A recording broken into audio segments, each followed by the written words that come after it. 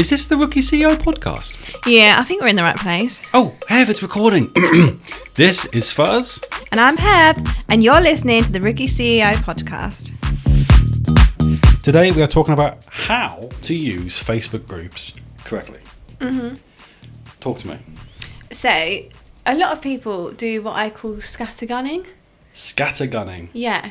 So That sounds rude. Oh, I hope it's not. Carry on. Well, I guess we'll find out after this goes out. It basically means that you post on Facebook, and then what you do is you click share and you share it to every single group that you're a part of. Yes. And you don't put any other comment on it. You literally just share every single group. And all this is doing is making you look like a spam account. Because people are like, well, they can't even be bothered to like put an extra comment on this or anything. All they've done is click like reshare and they've clicked all of the groups. So what I normally say to clients is, okay, there'll be one day a week where we share into these local groups, because these little local Facebook groups can be gold mines for leads. But people won't use those businesses that are in there every day posting like, book us. Like, a lot of these groups have rules that there's certain days a week you can do business posts and whatnot. So we do like one once a week, maybe limit it to about 5. Share it in, but you add more to the post. So, hi, like, we're based in the area. We'd love to like get to know you guys. Here's a bit about us, and then it's the post or whatever's relevant to that post, just so it looks like, okay, like we've put a lot of care and attention into this post. Can you imagine what we'd do for you as your like client or whatever? Definitely. And then sometimes like people don't even look at the group that they're posting into, and it's like, do you even know if this group is something you want to be associated with? Because you could be posting your business post in there and it could be a really offensive group that's posting horrible stuff, and your business has now been associated with that because you've not bothered to check. 100%. I think it's just quite a rookie mistake when it comes to digital marketing. Yeah. People believe the more that, it's all about reach. Yeah. And at some level that is the case. Yeah. But you are right. If you're in the same group, posting with other spam accounts, posting, quite controversial comments as well and posts, do you really want to be part of that? Yeah. And it's only going to do your business. It's only going to impact your business negatively long term. Yeah. So I think it's about, obviously, and again, it's about posting with purpose. And understanding the right groups to be in. So let's just say your local group. Every local area normally has a Facebook group. Yeah. Yes, you can post in those groups, but posting there every single week, do you think that's going to help your brand when it's not even a business account? Because most of these groups, they have to post on like a Monday or a Wednesday. Yeah, so I mean, if you do post on the specific days, I think go for it. But actually, normally what the value comes in on those groups is people referring you, and that's why it's important. I know people say Facebook is dead and whatever. It's important to have an active Facebook because your friends, your families, your like previous clients and stuff. If someone puts on there, I don't know, I need a mortgage broker, and everyone and all your friends, your families, and your referral partners have tagged you, but they can't tag you because you don't have a Facebook page. They're going to go to the account that's down below that does have one, or they go on your profile and you've not posted in 6 months. They probably think, oh, this person's out of business now, I'll use the other one. So it's almost like, okay, maybe the value comes from these leads that are coming in through this engagement and stuff like that. And that is why I always say to people, don't neglect your Facebook. It's still important. Keep it active. Post the same stuff that you've put on other platforms if you want to, but it needs to still be active because these local groups do feed a lot of referrals into businesses. 100%. And normally the go-to call to action is to just contact them. So it's important to keep that Facebook Messenger active and keep an eye on that. Yeah. And there's another thing there, isn't there, where Facebook Messenger gives you options to have automated responses and all that lot, and people have different views on that. I think you should, on your Facebook, you should have an automated message that says, thank you so much for your message. We appreciate you getting in touch. We aim to respond to all messages within 24 hours. Because that gives that person the expectation, okay, I'm not going to get an immediate response, but there will be a response. Yeah. Rather than, if you don't have that automated message and you take 12 hours to respond, they might have thought you was ignoring them. Because you haven't set that time expectation. And if that time expectation is 48 hours, that's fine, but people need to know. Yeah, definitely. Because again, it comes back to that people want that immediate gratification, and if they get that from your automated message, then they've still got that, like, okay, I've been acknowledged. Yeah, 100%. And I mean, this might be going off piece as well, but it's the same thing as monitoring your notifications on there. Any platform that you're posting out on, you need to monitor your notifications, because sometimes people might not message you, but they've commented on your post asking how much something was or asking you a question.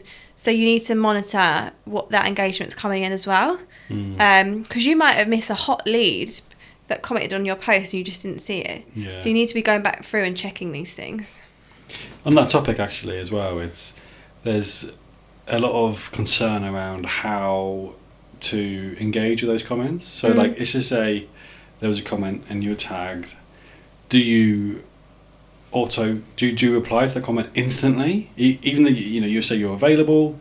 Does that rig desperation? Does that make the client think they obviously can't be busy, which means they can't be good if they're responding to me straight away?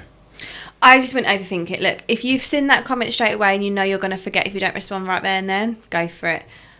I mean, even if you respond straight away and it's very much like, oh, we'd love to get in touch, give us a message and we'll get back to you as soon as we can. Nothing wrong with that, because you're not it's not like you're dropping everything. You're replying quickly to a Facebook comment. Like, we all know, we all have our phones. Like, my phone is surgically attached to me. If someone comments on my post, I'm going to see it within minutes. Yeah. So there's nothing to say that I can't just quickly be like, thanks for getting in touch, be in touch soon. And I've acknowledged them. I've kept that lead really warm, without being like, I'm so available, let's have a Zoom call right now. Yeah. Hey Hev, have you heard of IT Managed Services? They're an IT support service based in Kent. Yeah, I've been with them for over a year now. I love being able to just call them at any point and they take over my computer and fix the issue so much quicker than spending hours on Google. Why have you kept that to yourself all this time? Right, I need to sign up to these guys. What's their website? It's it-ms.co.uk, or you can call 01634 218 362. It's a very different, I think, perception though that you're creating if you're a sole trader, or if you're a business that is just you, and there's a team behind you. So, for obviously, like to say Fuzzy Logic, for instance, there's a team of like 8 or 9 of us. We have more availability. So I think from an outside perspective, it's okay to respond straight away in a way, because they know that there's it's a big team and somebody will get back to them as soon as possible. Whereas when you're a sole trader, as much as you want to get back to them straight away and you're busy, what you also need to think about is you need to set a clear expectation. Because let's just say they do become your client. Yeah. You don't want them to think that you're going to get back to them and be on, like, all the time, responding to them straight away, no matter what time of the day it is. Yeah. Someone actually, it was Jenny actually. That's Jenny Williams. She's a like a mindset coach. She said to me, if you always reply in 20 minutes, you've set the expectation that you'll reply in 20 minutes, and anything over that, there's a problem. Whereas if you set the expectation as, I'll reply like within a few hours, that's what people expect. So it's kind of like, I guess it's like with a goldfish, you put them in a small tank and they're gonna, like, you grow to that size. So I think having boundaries and these expectations set in stone, and be very confident in your processes is, so that what is the process when someone comments on your post? What is the procedure that you've got to follow? Yeah. And I think as long as you stay strong with that, and if that is, you aim to respond. That's part of your brand, isn't it? Yeah, and if that is so your whole brand is you respond within half an hour of every inquiry, and that's your whole shtick, fabulous. But if you're a bigger company and you know you're in demand and people are going to have to wait for you, they need to know that. Yeah. So it depends. Yeah, it's leaning into your brand, I guess. Yeah, because so many people, especially business coaches, go on and on about how the stats behind waiting for a response. Like, if you respond within 15 minutes, you apparently have an 80% a better chance of them being a successful lead. Yeah. And then obviously the longer you wait, the worse it gets. But what you've also got to consider is, like, are they your ideal client? If they're not a client that are willing to wait for you, or if they're not a client that are willing to, let's just say for us, for instance, we've got a 3-month waiting list on our videography. Yeah. Like, if they've seen our content, but they're not willing to wait those 3 months, Yeah. then everything happens for a reason. They're not our ideal client. Yeah. There's so many different ways to look about it. It's not all about business. Yeah, it's like, about I mean, working with the people you want to work with. I had it just before I went on holiday. Someone was like, "Oh, I really want to have a chat with you. Like, I've been recommended to you and all this kind of stuff. I want to speak to you on Monday." And I was like, "Oh, I'm really sorry." I was like, "I'm away for next week, but would love to chat with you the week I'm back." I got ghosted, radio silence, and I thought, "Gosh, if you can't." I've come back to you very promptly and just made it clear that I'm away. If you can't wait that long, then I don't want to work with you anyway.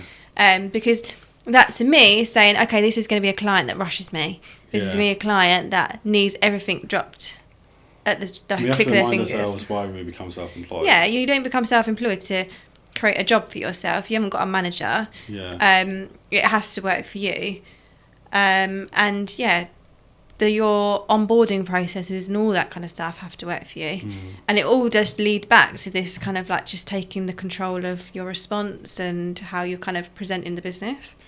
Going back to the topic of the podcast. I know, so massive tangent there, guys. The Facebook groups, would you recommend them to every industry? No. So again, I don't think we've mentioned this in a previous episode. Map out what your client looks like. What kind of role in a business does your client have? Are they the founder? Are they the ops manager? Are they the marketing manager? What demographic they are, like what industry, blah blah blah. Sit down and think, okay, what platform actually are they on? Sometimes it's LinkedIn, sometimes it's Instagram. Like, say if you were like a garden designer, you're going to be on Instagram or Pinterest. If you're a mortgage broker looking for first-time buyers, they probably will be on Facebook or TikTok. So it's kind of looking at, okay, where are they going to be? And sometimes that's not Facebook. I've got clients that I tell don't bother with Facebook, don't bother with Instagram, don't bother with TikTok. It's like a fire protection company looking for massive contracts in London. Stay on LinkedIn. Save yourself the time. There's groups on LinkedIn you can use. Yeah. Do the same thing. 100%. They work in a different way, don't they? Yeah, so the LinkedIn groups, every time you post in a LinkedIn group, it puts it on your main profile, which actually is a good thing because it stops people from spamming the groups because it's showing up. That's a good way of doing it. I think there's definitely opportunities within Meta to improve the Facebook group situation. Yeah. Because businesses do tend to spam. And what I find as well, and what people don't realise, is that these Facebook groups, they're not managed by Facebook. These are managed by people who have just one day thought, I'm going to create a Facebook group. And they have a lot more power than they think. And some of them take it for granted. But like, let's just say if you're living in a village or whatever, and there's got like 6,000 to even 20 to 30,000 people in this group. People are relying on this group to advertise their business. People are relying on this group to share news, etc., etc. And a lot of these have to be approved by an admin. And a lot of these, the admin could just delete people from the group. I think people need to kind of... Or they could just remove the whole group. Yeah. So if that's your only revenue source, and that admin that day is just got the right, like, fury about them, and they go, do you know what? I'm just going to delete this group. Yeah. Or like I saw it was one in Medway, that they just have turned the group off. And it's like, okay, well, if that was your only revenue, like lead source, you've just lost that overnight. So as much as you should utilise these features and stuff, you need to diversify and not rely on one avenue. Yeah, exactly that. Don't be dependent on something that, especially a business, doesn't have control over. So a Facebook group is a perfect example of that. It's just someone who's created a group. And hopefully there's more than one admin, so it's a little bit more policed. Yeah, well, they do say, like, if you work with multiple clients, you shouldn't ever have one client that is like 80% of your revenue for that very reason, because if that client drops off, your business is done. Definitely. So you'd be better off with kind of 5 clients all at 20%, rather than one client at 80 and one at 20. Yeah. and it's the same with like your marketing efforts. You should kind of split it across. And I know we had a conversation with someone the other day. People kind of are forgetting about physical marketing. Like, I know there's estate agents that will post flyers with tea bags attached to them and say, like, when you're ready, we'll put the kettle on. Like, there's so many other ways, not just digitally, that you can market your business. And actually, a lot of the kind of in-person physical stuff, not a lot of people are doing it, so you stand out as well. Yeah, no, definitely. And you pair that with, they get that through the door and then they go on your social media and you're all over it and they're like, oh my God, like, love their vibe. Like, you're winning. Yeah, you're attracting your ideal client then, aren't you? Yeah. Because it's just a bit quirky and you want that sort of Yeah, quirky yeah. client. What is your mainstream? Because what I've had clients in the past that are fully reliant on one platform. That could be Etsy, that could be eBay, Yeah. that could be anything like that. And you're basically giving them the power of your own business. And it's just algorithm at the end of the day. Yeah. If somebody searches for your product. Yeah, well, it's like, you know, sometimes when Meta will have a blackout, for example, if you only get your, like, say if you're a product business and you only sell products on Facebook and Instagram, Meta has a blackout and it doesn't come back on for a week. Can your business afford to be without sales for a week? Probably not. But if you had a really engaged email marketing list, Yeah. your business is going to survive because it's got sales coming from other avenues.